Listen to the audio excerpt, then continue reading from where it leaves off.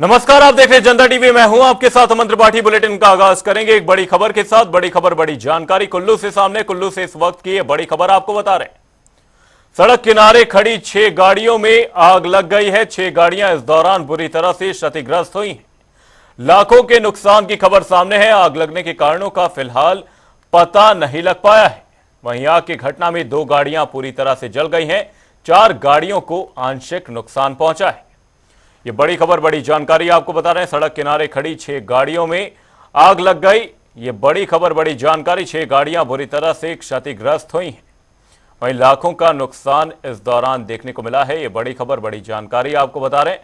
आग लगने के कारणों का फिलहाल पता नहीं लग पाया है।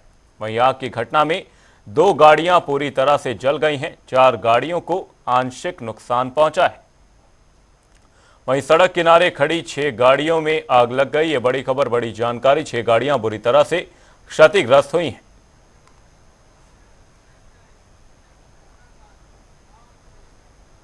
बुलेटिन में रुक करेंगे अगली बड़ी खबर की और। बड़ी खबर, बड़ी जानकारी सामने इस वक्त की। ये बड़ी खबर आपको बता रहे हैं। पर्यटक को मनाली लेकर गए टैक्सी चालक की हत्या की खबर सामने। टैक्सी चालक के शव को कीरतपुर नहर में फेंक दिया गया है। ये बड़ी खबर, बड़ी जानकारी। पंजाब के दोनों आरोपियों को इस दौरान गिरफ्तार कर लिया गया है। पर्यटक को मनाली लेकर गए टैक्सी चालक की हत्या कर दी गई। टैक्सी चालक के शव को कीरतपुर नहर में फेंक दिया गया। वहीं पंजाब के दोनों आरोपियों को पुलिस ने गिरफ्तार कर लिया है। पर्यटक को मनाली लेकर गए टैक्सी चालक की हत्या की खबर सामने है। टैक्सी चालक के शव को कीरतपुर नहर में फेंक दिया गया था। वहीं पंजाब से दोनों ही आरोपियों को गिरफ्तार किया गया है। बड़ी खबर, बड़ी जानकारी। पर्यटक को मनाली लेकर गए टैक्सी चालक की हत्या कर दी गई। टैक्सी चालक के शव को कीरतपुर नहर में फेंक दिया गया। वहीं पंजाब के दोनों ही आरोपियों को गिरफ्तार कर लिया गया है। ये बड़ी खबर, बड़ी जानकारी। पर्यटक को मनाली लेकर गए टैक्सी चालक की हत्या की खबर सामने। टैक्सी चालक के शव को कीरतपुर नहर में फेंक दिया गया है। वहीं पंजाब के दोनों ही आरोपियों को फिलहाल गिरफ्तार कर लिया गया है। पर्यटक को मनाली लेकर गए टैक्सी चालक की हत्या की खबर सामने। टैक्सी चालक के शव को कीरतपुर नहर में फेंक दिया गया है। वहीं पंजाब के दोनों ही आरोपियों को गिरफ्तार कर लिया गया है। ये बड़ी खबर, बड़ी जानकारी। टैक्सी चालक की हत्या मामले में अपडेट सामने है। टैक्सी चालक के शव को कीरतपुर नहर में फेंका गया था, जिसके बाद से पंजाब के दोनों आरोपियों को गिरफ्तार कर लिया गया।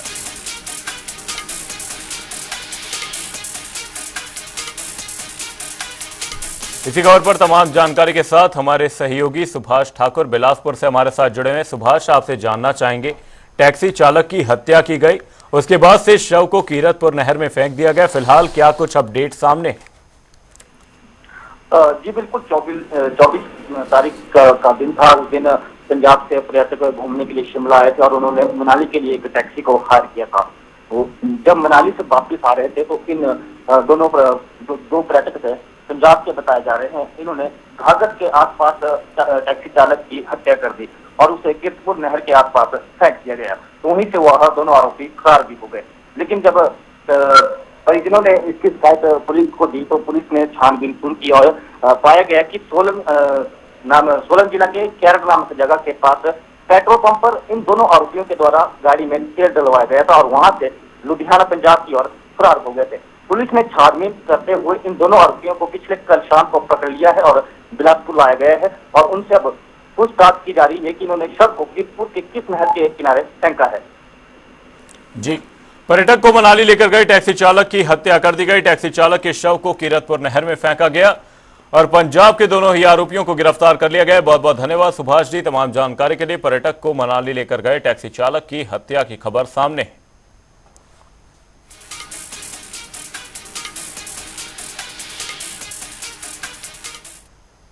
हिमाचल प्रदेश में 10 जुलाई को उपचुनाव होने वाले हैं। इसी को लेकर दोनों ही पार्टियों का प्रचार प्रसार तेज है। इसी कड़ी में बीजेपी के प्रत्याशी केएल ठाकुर के लिए पूर्व मुख्यमंत्री जयराम ठाकुर ने चुनावी प्रचार किया और कई नुक्कड़ सभाओं को संबोधित किया। इसके साथ ही केएल ठाकुर के पक्ष में लोगों से वोट की अपील की। साथ ही उन्होंने लोगों को संबोधित करते हुए कांग्रेस की सरकार पर जमकर हमला बोला है। इस बात को पूछना चाहिए, नालागढ़ के लिए देने की बात तो बाद में करिए, पहले इस बात का हिसाब दीजिए जो नालागढ़ को दिया गया था वो छीना क्यों है आपने, पूछना चाहिए। और आज कांग्रेस के नेता यहां पर भाषण देने के लिए जहां जहां भी जा रहे हैं, इस बात के लिए कह रहे हैं कि केएल ठाकुर को आपने विधायक बना करके भेजा था। ये चुनाव क्यों हो रहे हैं? चुनाव इसलिए हो रहे हैं क्योंकि मुख्यमंत्री महोदय सुखविंदर सिंह सुक्खू ने जिस तरह से आपके आजाद विधायक को जलील किया, परेशान किया, हमारी हर बात के लिए हाँ करते रहिए। एक चुना हुआ विधायक जो आपने भेजा था वो काम करने के लिए भेजा था। जब इन्होंने कहा कि मेरे नालागढ़ के कॉलेज को बहाल करो, बीडीओ का दफ्तर खोला था जयराम ठाकुर ने, उसको बहाल करो, हॉस्पिटल खोला था उसको बहाल करो, पीएससी खोली थी उनको बहाल करो, उनको बहाल करने से तो मना कर दिया। तो उन्होंने कहा कि मेरा निर्दलीय विधायक होकर के आपको समर्थन देने का कोई मतलब नहीं बनता है। अब जब उन्होंने समर्थन देना बंद कर दिया, उसके बाद इनके ऊपर जो है प्रताड़ित करने, इनको परेशान करना शुरू कर दिया। इनके परिवार के ऊपर, इनके ऊपर मामले दर्ज करने की कोशिश हुई। उद्यान विभाग तीसा में पिछले कई वर्षों से स्टाफ की कमी चल रही है। ऐसे में यहां के बागवानों को काफी परेशानियों का सामना करना पड़ता है। खासकर बागवानों को उनके उपयोग में लाई जाने वाली सामग्री उपलब्ध नहीं होती है। इसे लेकर चुराव विधानसभा क्षेत्र में एक दिवसीय दौरे पर रहे बागवानी मंत्री जगत सिंह नेगी ने बातचीत की। इस दौरान कहा कि वे उद्यान विभाग में चल रही स्टाफ की कमी को पूरा करने का कार्य करेंगे, ताकि बागवान वेबसाइट के माध्यम से भी बागवानी योजनाओं का फायदा ले सकते हैं। इस पॉइंट पे यहाँ से जो है अब जियो का नेटवर्क यहाँ से वैसे तो अंडरग्राउंड गया हुआ है, तो इस मामले को हम इनसे उठाते हैं कि किस किस्म की नेट सुविधा जो है इस साज के पूरे एरिया में मिल सके, ताकि यात्रियों को जब भी कहीं कोई ऐसा वो घटना घटे तो तुरंत मतलब उनको रेस्क्यू किया जाए और लोगों को सुविधा मिले, उसका प्रयास करेंगे। अब प्रयास हमेशा जारी है, बहुत बड़ा काम है। इसका जो डीपीआर पहले का बना है बहुत बड़ा जो है 13 किलोमीटर के करीब का भी है, तो ये तो समय लगेगा, धन के उपलब्धता के ऊपर भी डिपेंड करता है बहुत कुछ। हमीरपुर के भोरंज के विधायक सुरेश कुमार ने प्रेस कॉन्फ्रेंस की। इस दौरान कांग्रेस प्रवक्ता नरेश ठाकुर भी मौजूद रहे। इसके साथ ही उन्होंने बीजेपी पर जमकर निशाना साधा। उन्होंने कहा कि बिंदल को विपक्ष का कार्य अच्छे तरीके से निभाना चाहिए था और कांग्रेस सरकार की चिंता नहीं करनी चाहिए। वहीं सुरेश कुमार ने बीजेपी पर आरोप लगाते हुए कहा कि बीजेपी का उपचुनाव में ध्यान कम और सरकार को गिराने के षड्यंत्र रचने में ज्यादा लगा हुआ है। और जयराम ठाकुर जी हताशा में हैं और सत्ता के लिए व्याकुल हैं और वो अनाप शनाप बयानबाजी कर रहे हैं। क्या जो चेयरमैन बोर्डों के जयराम ठाकुर की सरकार में बने थे, क्या वो दुश्मन थे उनके? क्या जो मंत्री उन्होंने बनाए थे वो दुश्मन थे? बाकी जो जहाँ तक विधायकों की बात है, सभी विधायक खुश हैं, मुख्यमंत्री जी के साथ हैं और बिंदल जी को कांग्रेस के विधायकों के बारे में चिंता करने की आवश्यकता नहीं। विपक्ष का कार्य उसको ही अच्छे तरीके से निभा रहे हैं, यही बड़ी बात है। क्यों लिया था जयराम की सरकार में, जब वो मंत्री थे तो उनसे इस्तीफा क्यों लिया गया था, इस बात को भी जरा स्पष्ट कर दें। वो कौन से कारण थे, क्या आरोप थे उनके ऊपर? क्योंकि मंत्री पद से इस्तीफा लिया जाना भी बहुत बड़ी बात होती है, जरा स्पष्ट करें क्यों लिया था उनसे। हिमाचल सिनेमा तब तक नहीं उभर सकता जब तक यहां के स्थानीय विषयों पर फिल्में नहीं बनेंगी। हिमाचल को चाहिए कि अपनी प्राकृतिक सुंदरता का सही ढंग से इस्तेमाल करते हुए स्थानीय विषयों पर फिल्म बनाए और इसके लिए प्रदेश की सरकारों को भी सहयोग करने की जरूरत है। ये सुझाव मंडी में कला एंटरटेनमेंट के बैनर तले जारी 4 दिवसीय हिमाचल इंटरनेशनल फिल्म फेस्टिवल में मुंबई से आए कलाकारों ने दिए।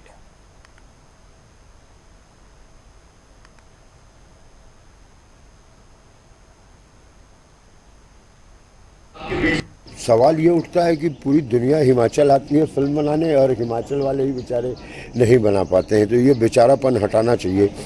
हिमाचल वालों को फिल्म बनाना चाहिए, गवर्नमेंट को भी सपोर्ट करना चाहिए कि यस हमारे यहाँ की फिल्म बढ़िया है। टूरिज़्म एंड सिनेमा कुछ फंड देने चाहिए कि भाई तुम हिमाचल के हो, आओ यहाँ फिल्म बनाओ, यहाँ की कहानी पर फिल्म बनाओ। अभी देखिए आसाम के ऊपर एक फिल्म देखी हम लोगों ने, जाना तो सही वहाँ का कल्चर, टूरिज्म और बढ़ेगा। यहाँ के अपने सब्जेक्ट पे, लोकल सब्जेक्ट पे फिल्म बनाए। Local is global. जो बाहर भी जाते हैं, विदेशों में जाते हैं, तो सब वही बोलते हैं कि आपका क्या है। अगर हम उनकी नकल करेंगे तो जो कई बार बात हो चुकी है कि कोई फ़ायदा नहीं है नकल करेंगे। हमारे पास जो ओरिजिनल चीज़ें हैं जो उन्होंने नहीं देखी है, तभी तो देखेंगे वो। अगर हम उन्हीं का सब्जेक्ट दिखाएंगे, उन्हीं की चीज़ दिखाएंगे तो क्यों देखेंगे। उनके पास बेस्ट ऑफ प्रोडक्शंस हैं, बेस्ट ऑफ प्रोडक्ट्स हैं। तो हमारे जैसे कि अभी कल परसों एक फिल्म बनी थी, महाराष्ट्र से आके लोगों ने यहाँ हिमाचल के एक सब्जेक्ट पे फिल्म बनाई थी, बड़ी अच्छी फिल्म है। तो अब वहाँ के लोगों ने यहाँ बनाया, तो आप अगर उसी पर बनाएंगे तो आपका कॉस्ट ऑफ प्रोडक्शन बहुत कम होगा और आपको उसकी ज़्यादा डेप्थ होगी उस सब्जेक्ट की, और आप ज़्यादा रिसोर्सफुल होंगे। आप बनाएंगे तो ज़्यादा कनेक्टिविटी होगी, उसमें रेलेवेंस ज़्यादा होगा, क्योंकि आपके अंदर का सब्जेक्ट है और आपकी समस्याएं, आप यहाँ के लोकल कन्फ्लिक्ट को, कोई लोकल इश्यूज़ को उठा के अगर कोई फिल्म बनाते हैं एक सब्जेक्ट को लेके, वो पूरे दुनिया में जाना जाएगा। जिले के किन्नर कैलाश यात्रा को हाल ही में स्थानीय गांव के देवता ने प्रतिबंध किया है। ऐसे में इस यात्रा को अब गुपचुप तरीके से करने पर प्रशासन की ओर से डीसी डॉक्टर अमित कुमार शर्मा ने चेतावनी दी है कि जब तक देवता और प्रशासन की ओर से किन्नर कैलाश यात्रा को शुरू नहीं किया जाता, तब तक कोई भी व्यक्ति इस यात्रा को अवैध तरीके से करता है तो सख्त कार्रवाई अमल में लाई जाएगी। जो यात्रा होती है तो उसके संदर्भ में जो पवारी और टंगलिंग एरिया की पंचायत हैं, उनकी तरफ से हमको एक कम्युनिकेशन आया था कि जो हमारे लोकल देवता जी हैं वो उस पर नाराज़गी जता रहे हैं।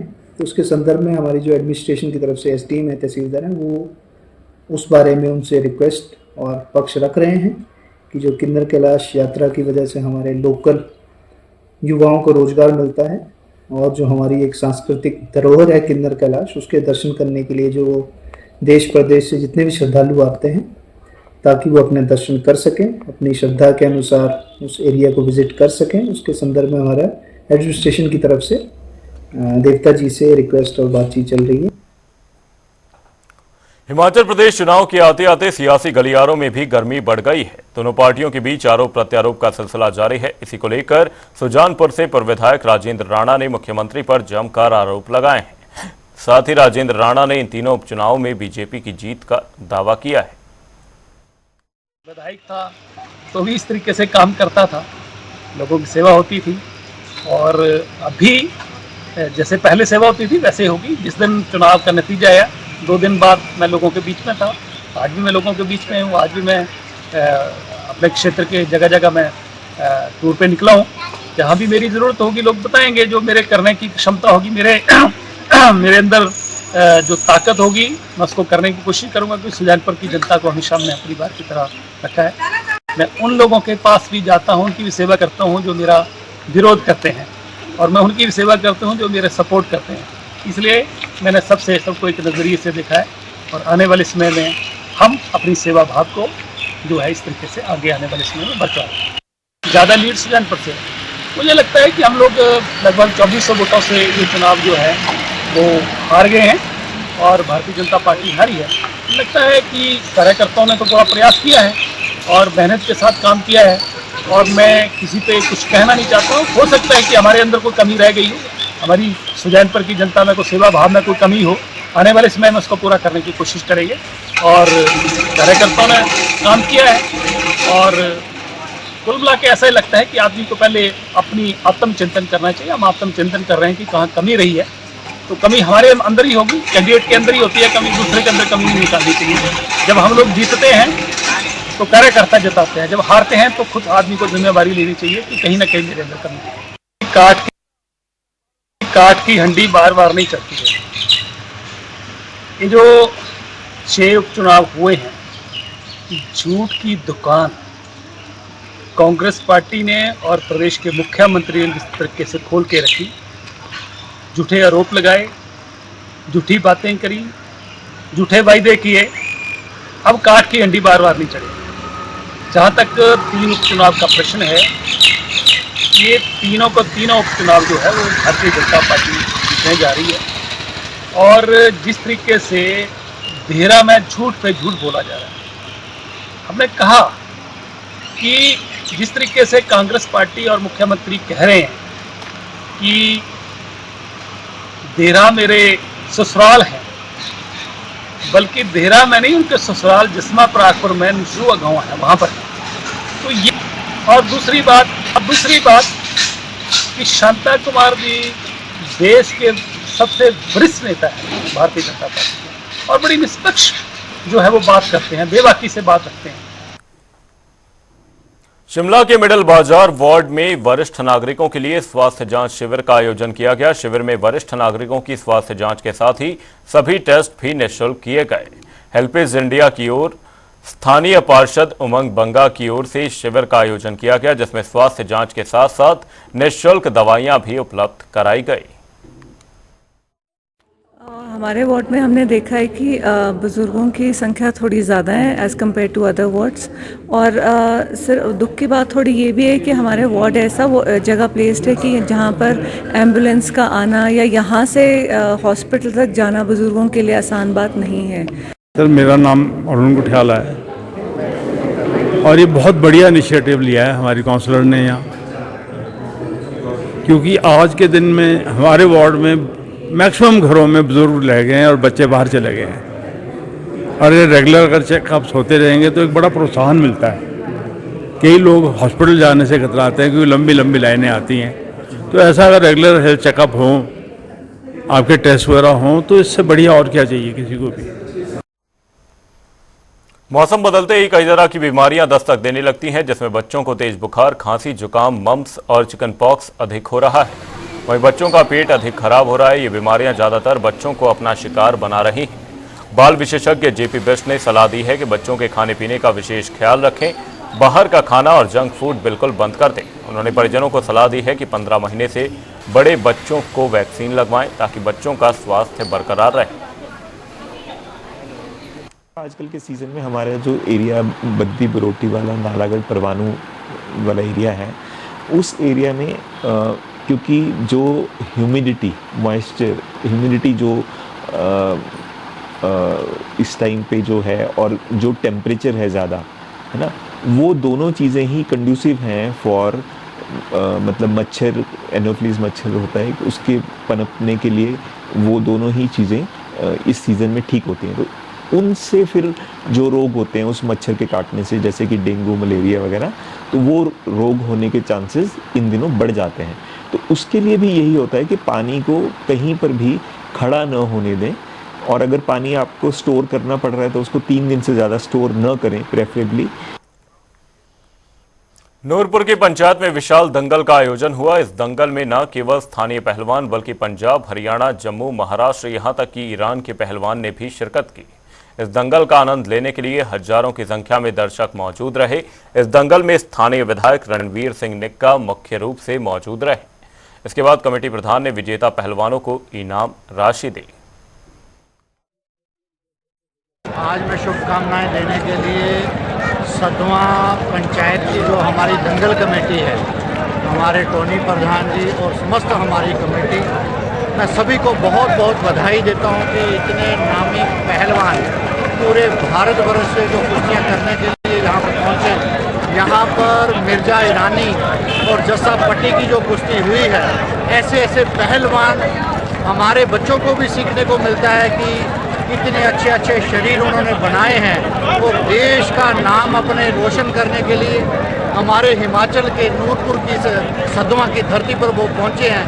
तो मैं ये संदेश अपने नौजवानों को भी देना चाहता हूँ कि वो भी अपना शरीर बनाएं, और जिस तरह हमारे हिमाचल की हमारे कई पहलवान निकलकर यहाँ से आगे बढ़े और अपने माता पिता का नाम रोशन करें, अपने नूरपुर का, अपने हिमाचल का नाम रोशन करें।